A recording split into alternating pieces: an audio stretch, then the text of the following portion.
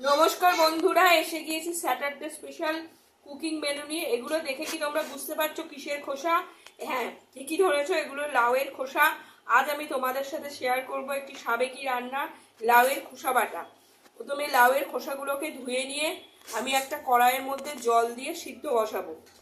এই যে আমি কড়াইয়ের মধ্যে লাউয়ের খোসাগুলো একটু জল দিয়ে বসিয়ে দিয়েছি একটু ভাবিয়ে নেওয়ার জন্য।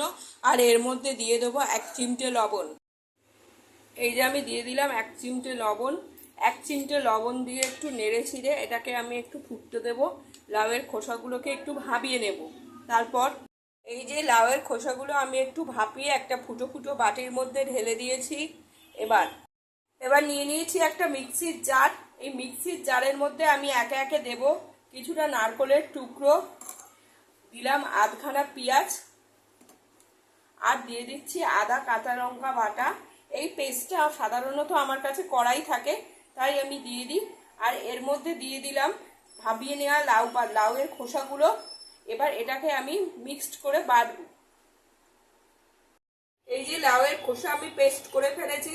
এরপর এই যে এবার একটা কড়াইয়ের মধ্যে সামান্য তেল দিয়ে লাউ পাতা বাটাটা দিয়ে সামান্য নাড়াচাড়া করবেন এবং তাতে নুন ও মিষ্টি দেবেন নিজের স্বাদ মতো।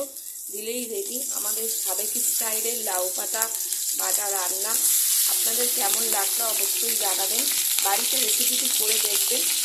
স্বাদে গন্ধে অতুলনীয় এই রেসিপি যেমন লোভনীয় তেমনি সুস্বাদু।